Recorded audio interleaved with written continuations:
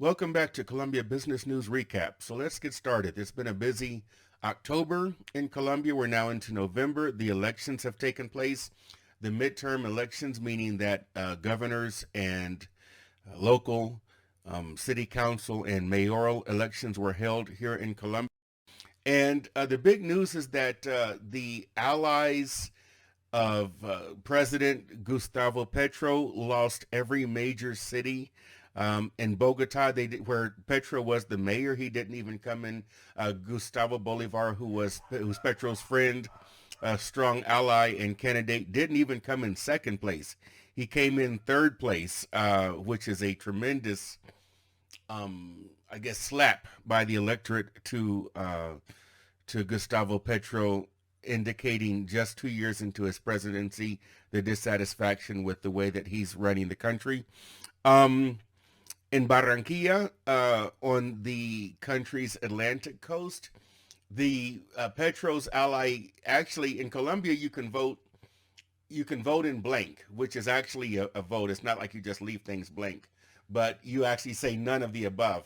And his candidate actually came in worse than the none of the above vote. Um, in Medellin, um, so Daniel Quintero's candidate, who's his cousin-in-law, his wife's cousin, Upegui, the guy's name is, I forget his first name, but he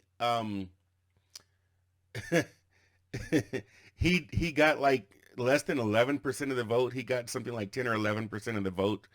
Um, and Fico, Federico Gutierrez, nicknamed Fico, who was a former mayor and was a presidential candidate in the last presidential elections.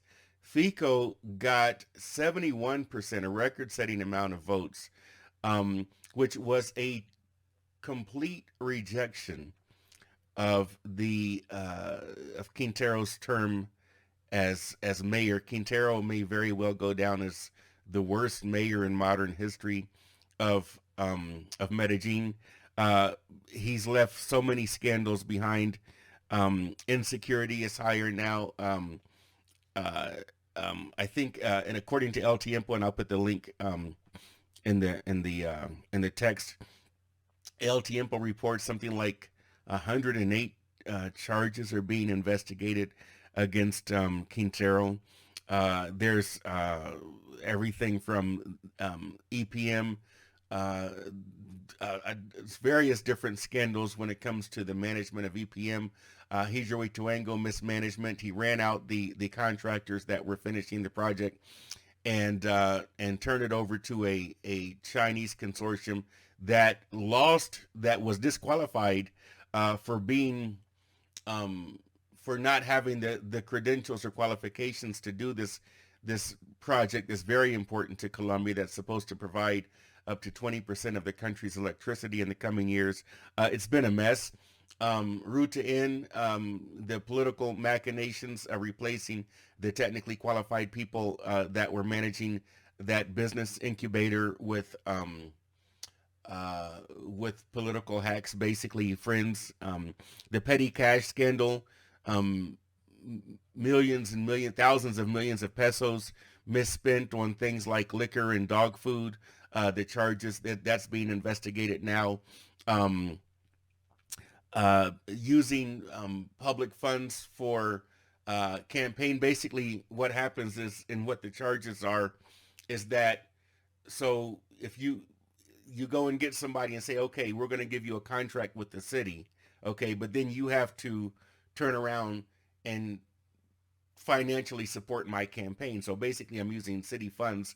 I'm kind of laundering them through your company to promote my campaign or to do whatever I need you to do. And so if I give you a city contract, I'm ordering you to show up and campaign for me and to fund my campaign or the campaign of my designate. So, uh, Quintero's designate was Upegi. Um, but anyway, the city of Medellin really demonstrated that they had enough of his tomfoolery and ran them out of town, giving them just over 10% of the vote. Um, There's city scandals going on right now with Buen Comienzo, which means good start. It's like the kind of school lunch program or the breakfast and the for the kids, the school children, for the health, the city's health administration. There's over 100, so it's too many to really try to kind of list. And Quintero, after getting whipped by Fico, has now come out publicly and said he wants to um to run for president in 2026 and replace. So there's no reelection. So Petro will have to. Uh, he can't run for reelection, and so he'll have to appoint a designate. Now, Quintero is not in Petro's party. Petro's party is Pacto Histórico, and Quintero has his own party called Independientes. Um, but they're not in the same party, but they're kind of allied. And so will Petro, um, like, will his party or his political machine kind of endorse Quintero in 2 years? It's kind of hard to say. It's hard to say if Quintero will be walking the streets and won't be in jail. There's so many charges against him, but that has to play out in the Colombian justice system. So we make no prediction there. But kind of like one of um, the things that may work in Colombia's favor, unless you are a supporter of Quintero, is that this election has showed that Petro is very unpopular, and it's difficult to see how Petro is going to be able to turn that around in his final 2 years.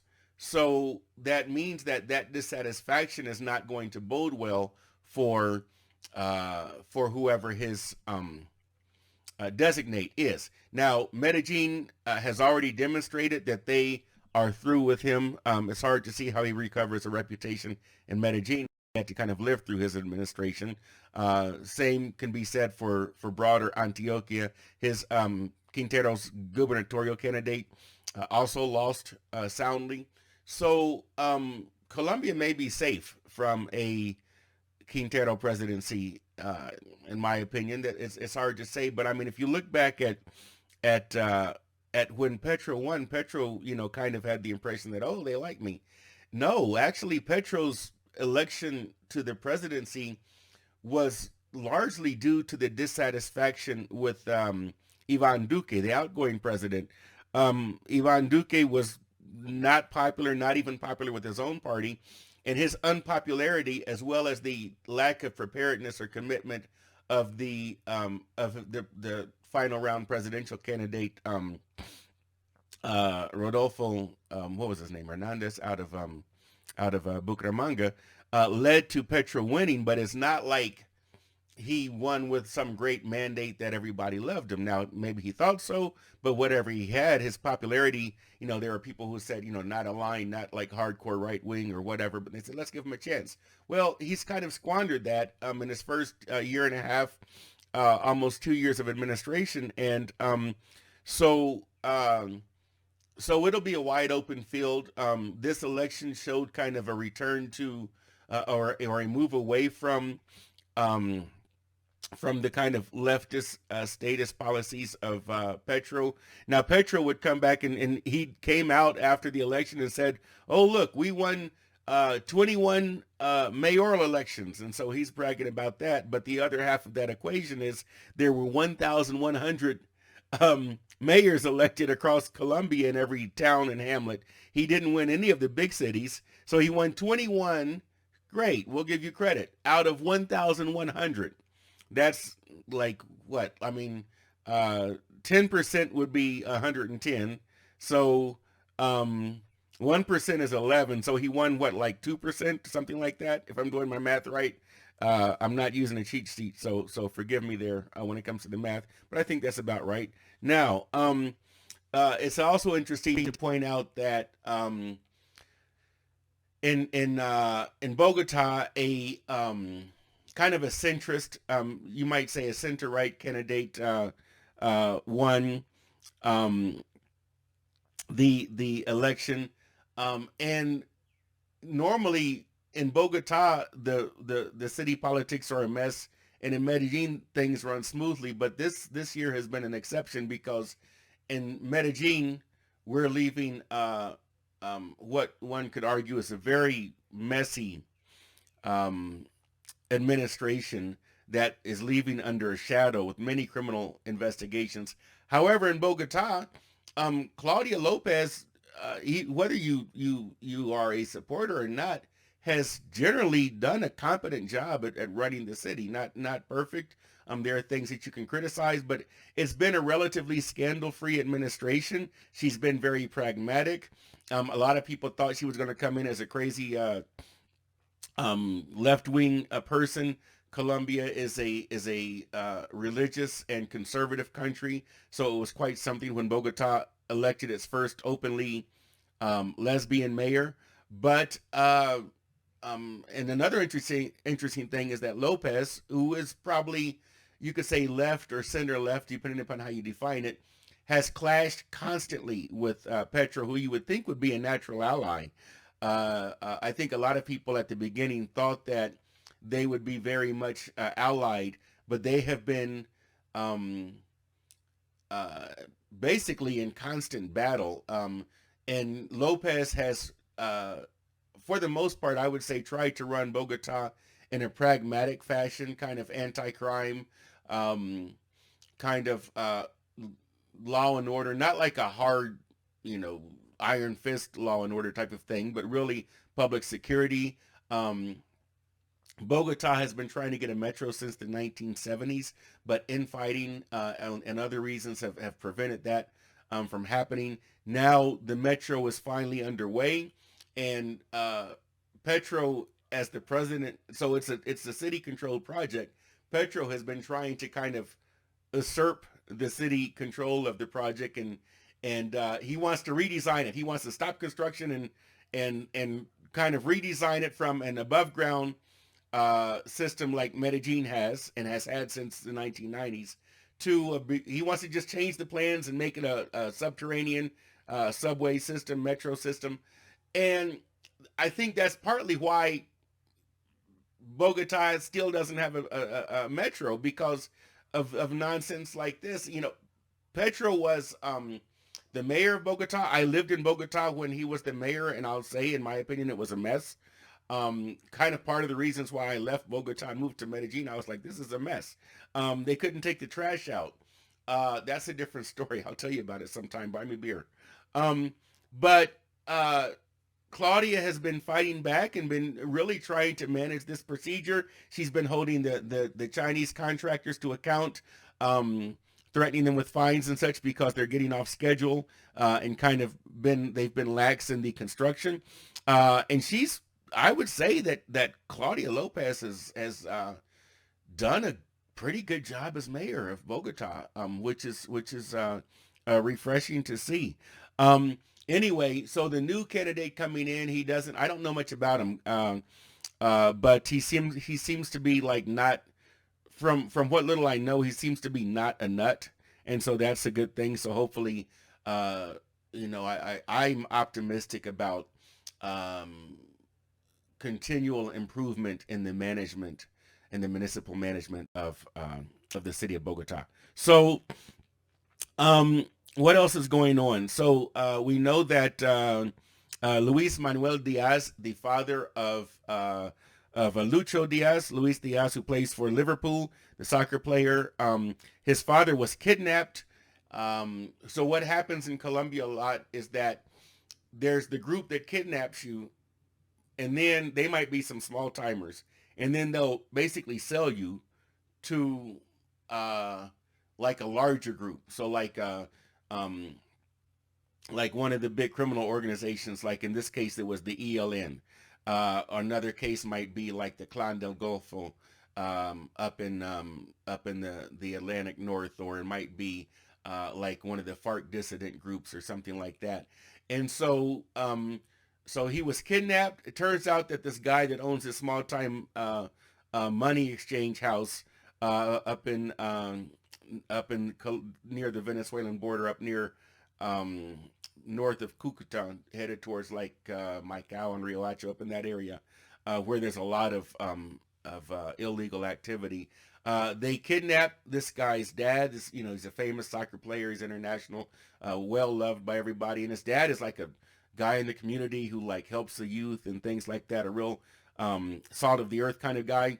And so this money house, I guess they know when he has money, or they know who his dad is. They kidnap him, sell him to the ELN, and then the ELN is holding him, demanding a ransom. So what happens though is this guy is famous, so they're thinking, okay, he's rich, so we're going to be able to get all this money from them. But he's also famous, and he's popular and well loved. The soccer player is, and so all this pressure then comes down on the Petro administration and the government, and the ELN, because like people don't like the ELN already, but now it's like you're public enemy number one. I mean, they kind of already were, but now you're like going after you add a celebrity dimension to it, right? And so after 13 days, the ELN can't take the pressure. They let this guy loose, but and then they try to justify their action by saying, "Oh, we're a poor organization." I mean, see, here's the thing: the when they got started back like in the 1960s or so, they had this fantasy that they were going to be revolucionarios, and they were going to overthrow the Colombian government and install like a Castro type communist state and all this Maoist nonsense and things like that. And of course, they don't believe that anymore. They're just a mafia. They don't really, they run around and talk about that stuff, and they have slogans, but they're not people that realistically believe they're going to overthrow the government and install some kind of workers' paradise. They're just a mafia group. The weird thing about Colombia is that in a lot of countries, the mafias work in the big cities, and the countryside is kind of safe. Where in Colombia, the mafias are stronger out in the rural areas, and less so in the cities. There's crime in the cities, but these groups like the ELN and AUC and AGC and the Caparapos and the Clan del Golfo, they don't have the power in the city that they do out in the rural areas. And what happens is that there's a lack of a government presence. So if you go to places like Tumaco, if you go to places like Norte de Santander, there's not the government presence there to impose order. And that's a combination of maybe a lack of will, a lack of competency from the leadership, whoever's in power, and to some degree maybe a lack of resources. So you get like a 1800s Wild West situation like you have in the U.S., like you had in the U.S. back in the day. The difference is back in the day in the U.S., so, Ma and Pa had a gun too. So the bad Bart comes to town, he's got a gun, he's going to steal your land. Well, Ma and Pa are going to shoot back. Down in Colombia, if Ma and Pa shoot back, they're going to get in trouble, and then also be overpowered. So that's a long, sociological thing to unpack that we won't do right here. If you want me to, at my amateur level of sociology, I'll be glad to let me know. But we won't do that right here. So what's happening is that Petro comes into office and he says, we're going to have total peace with all these rebel groups. And he has this dream or vision that he's going to come in, and maybe they're just misunderstood. After all, he was a rebel.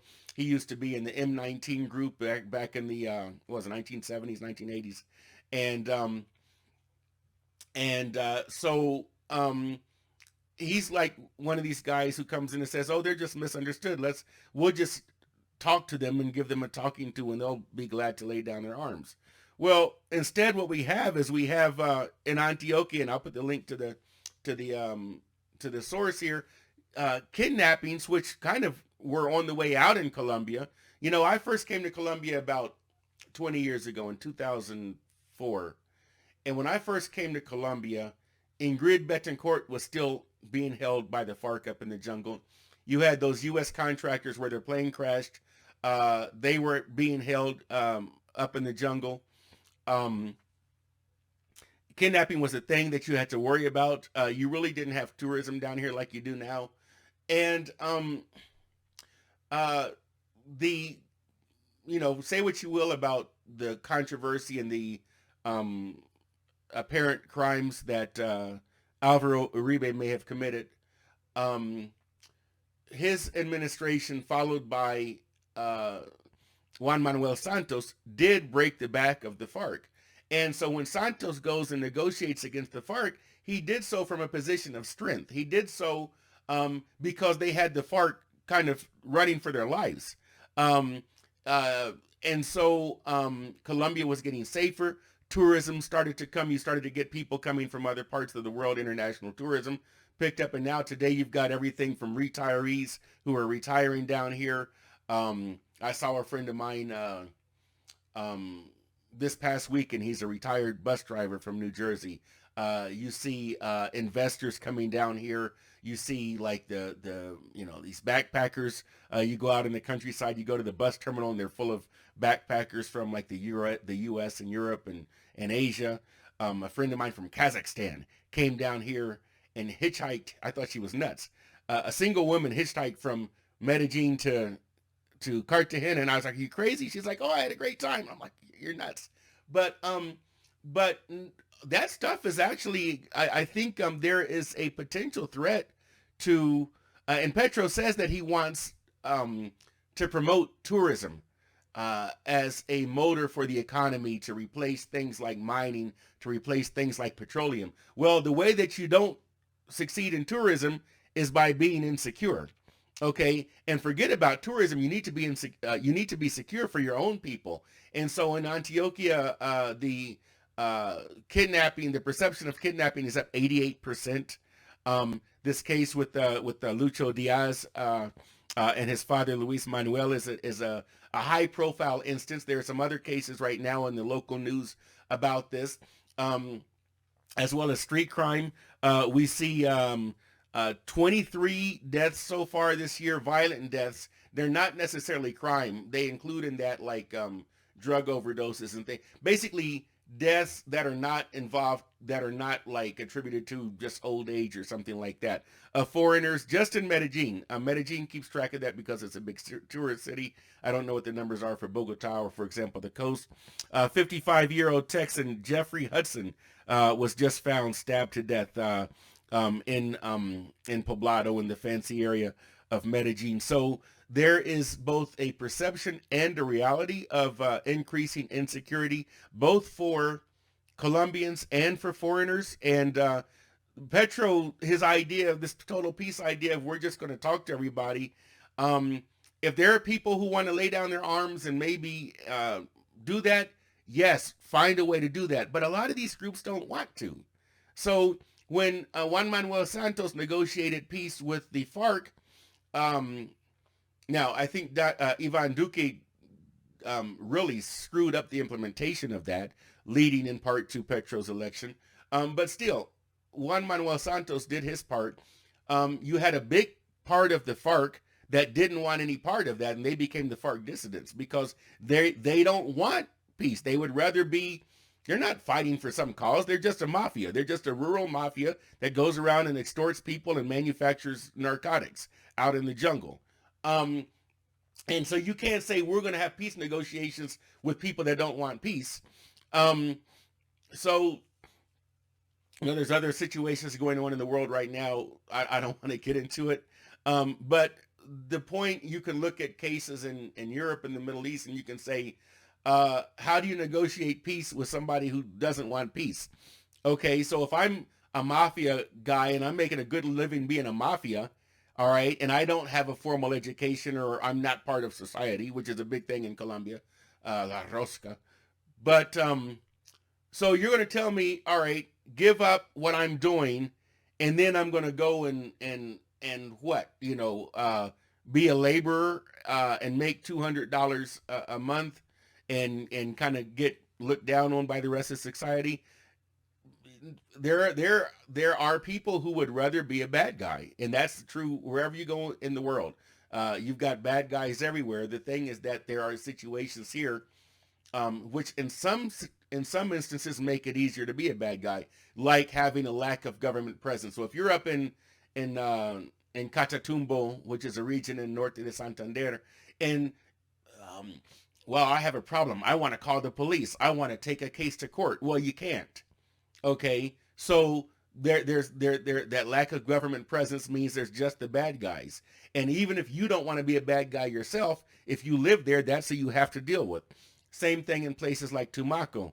Um, so his the Interior Minister Luis Fernando Velasco, who's Petro's Total Peace Interior Minister, just proposed paying the ELN not to kidnap people after this Lucho Diaz situation. So you have the government of Colombia actually going to the mafias and saying, look, we'll give you free money not to do something. We'll pay you extortion money.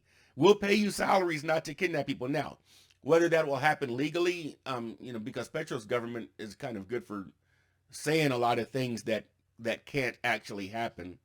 You see this with some of these things, like with this health reform and labor reform and things like that. He would love to govern by decree, but fortunately, there's enough institutionalism in Colombia to prevent that. So now his minister is saying, okay, let's just pay these mafia groups not to kidnap people. He did something like that when he was a mayor. He tried to pay like the street thugs down on the south side of Bogota not to, commit thuggery, which was kind of a fiasco. But that reminds me of the, I don't know if it's true or not, but there's the famous story, I think it is, of when the British had colonized and subjugated India.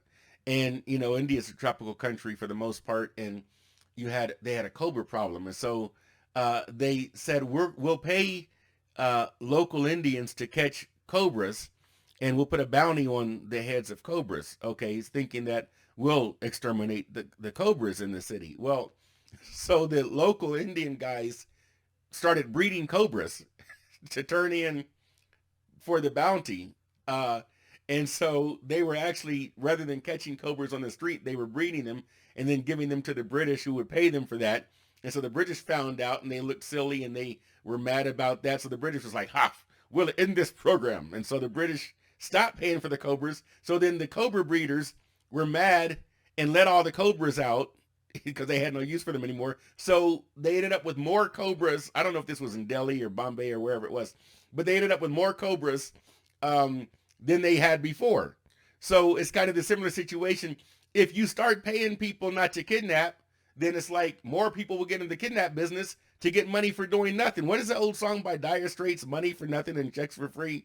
So this is what we're dealing with now. We've got an administration that's flailing about, doesn't seem to be effective, and the total peace thing is kind of not working. We all want peace. I would love for it to work, but I'm here to report that it's not. Now, I hope that Petro figures out a way to obtain total peace, because I would like to have peace. All the Colombians would like to have peace, except for the mafia guys who thrive on there not being peace, who are the ones that kidnap people, who are the ones that manufacture and sell poisons. But anyway, that's the situation there, and these elections have, to a significant degree, indicated a dissatisfaction among the populace with this this administration and its efforts, not just in total peace, but in things like the tax reform, the health reform that is being fought tooth and nail. There are some things in the health reform that are, I think, maybe a danger to the. Colombia has, there's a good and bad to the health system. The good, there is very, very good healthcare in Colombia, but there's not enough of it to go around. That's a problem in a lot of places. If you're in Bogota, if you're in Medellin, you can get, if you're in Cali, you can get world-class healthcare. If you're out in the sticks somewhere, if you're down in the Amazon, if you're up in places like Maicao or Cabo de Vela or La Guajira, maybe not so much. Choco, maybe not so much. And it's very uneven. And that is something that the government should address. But you don't address it by making it awful for everybody. Okay, and there are some things in the health reform that threaten to do that. There's also a tax reform. Colombia has just come in. Colombia is now a member of the OECD. It's come in last place for um, the attractiveness of its tax regime from the perspective of attracting investment, business investment and development. It came in last place. Colombia has a very onerous tax regime, not just in the amounts to be paid, but in the paperwork burden.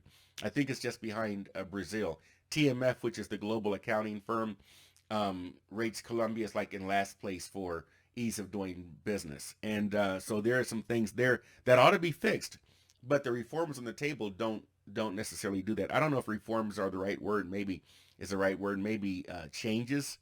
They certainly want to make significant changes to the tax system, to the health system, to the pension system, but they're not necessarily reforms if the word reform is used in a positive sense. Now, that's my analysis. You may disagree. If you do, let me know. Let's argue in the comments. Um, let's see what else is going on. So I say Colombia Business News Recap. We ought to talk about some business, right? I would like to congratulate some Colombian firms that won in this year's deals of the year. The Bonds, Loans, and ESG Capital Markets event is coming up November 28th. It's going to be in Miami. Since the pandemic, the event has moved to Miami. It used to be held in Bogota. It's a great event. It's a must-attend event. I try to make it every year. This year, it's going to be at the Ritz-Carlton, and Finance Colombia readers and viewers of Colombia Business News Recap get a 10% discount on admission. I'll include a link in the down below so that if you're interested in attending, I suggest that you make your travel arrangements now. But I would like to congratulate Rutas del Valle Concession, which is a so you have public-private partnerships in Colombia. And so what happens is if you want to build a big tunnel or a toll road or something like that, then Colombia will say, okay, we'll give you the concession to a private company or some kind of consortium, and we'll let you charge the tolls for 30 years to build this expensive road project, which may involve a lot of bridges or tunnels or things like that. You go out there and float bonds or whatever to finance the project, and then you can pay yourself back by collecting tolls. Okay, so then a big consortium of um, like large, usually international private companies will come in and then take on these mega projects, and then they'll borrow the money to do it, and then they get paid back from the toll revenue. So for example, if you fly into Medellin and you go through that tunnel that goes from the airport down into the city, that's uh, a public-private partnership. So the toll, the concession that built that is collecting the toll to pay itself back for the project and include a profit in that. If you go from Bogota to Villavicencio, which is I think about 2 hours away, maybe a little bit less now with the new road, then you're getting the same thing. You're getting a concession builds that project, and then with the cooperation of the government, pays itself back. So Rutas del Valle, Concession Rutas del Valle, won the best Colombian peso denominated deal of the year for financing. Bonds and Loan is an event that brings together investment bankers, issuers, and purchasers of institutional debt. So you're going to see investment bankers, you're going to see money managers there, you're going to see big state enterprises and things like that. You're going to see all kinds of deal makers and all kinds of bankers and all kinds of investors and investor representatives. All of the rating agencies are all going to be there. Fitch and Moody's and Standard and Poor's. It really is the must-attend event. So if you're in the finance sector, I encourage you to attend, especially if you are involved in institutional debt. They've expanded it, and now they're going to talk about ESG, environmental, sustainable, and governance. So they are evolving. GFC Media, which organizes the event, is really evolving with the times, and now Investors are concerned with the social impact, with the environmental impact, and with the corporate governance, and they are taking that into account. Um, Also, Ecopetrol and Bancolombia are also winners this year. They're going to have the awards ceremony on the 28th. The event's the 27th and 28th. So we are glad to end with some good news and that congratulations. So thanks everyone. Stay safe until next time. If you disagree with anything that I said, let me know. Let me know in the comments. Am I right? Am I some stupid gringo who doesn't know what he's talking about?